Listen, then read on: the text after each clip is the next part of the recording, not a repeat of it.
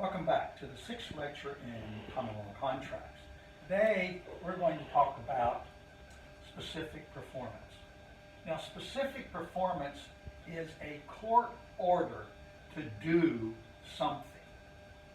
And it may be to sell a piece of land to a particular person. It may be to sell a particular item to a particular person. But specific performance is a court order to a party to do something. And it's gotten when a party is obligated to do something but has either breached or is intending to breach their contract, and the non-breaching party goes to court and says, please order this person to do something, to do a specific thing that they're required to do in the contract. Now, sometimes you can get specific performance instead of damages. Most of the time, however, what we get in the United States is money for breach of contract. But sometimes we can get specific performance. When can we get specific performance? Normally it is when the item is absolutely unique and money will not compensate us for losing that item. For example, the courts have determined that each piece of land is unique. And it's because it's unique,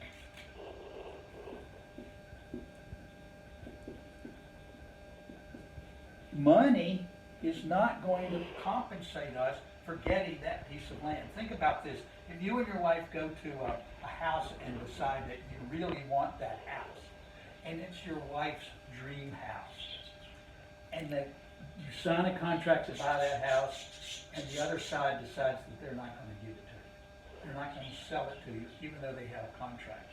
Is some money going to compensate you for not getting the dream house? No, of course not. So, land is unique. It's always subject to getting a specific performance. For example, let's say I want to buy a 400-year-old Stradivarius violin, and I make an offer. I don't know what they go for, but let's say it's $250,000. And I'm a world-class violinist, and I want that violin with all my heart. The other side breaches their contract. Is getting money satisfactory for that breach? No, of course not. You want that particular violin. And so the court is likely to order, instead of damages for you, is likely to order the other party to give you the violin for the agreed upon price. Now, two things are not subject to specific performance.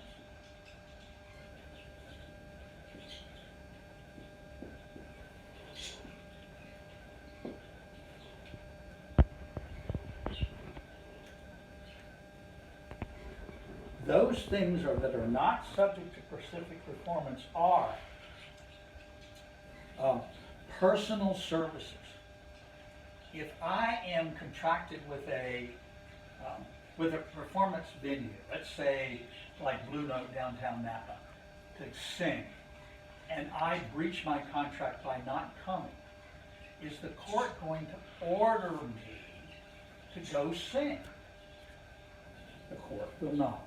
Why? Because that is called involuntary servitude. I am forcing somebody to do something, and involuntary servitude is, in fact, outlawed by the Constitution of the United States. But the court may very well order me to pay damages because Blue Note has sold tickets and they're going to give them all back, and they've got some profit involved, and they're going to sell some food and some liquor. So they'll give damages, but they will not order me to perform my singing obligation because it's involuntary servitude. The other thing is where the court will have to monitor performance.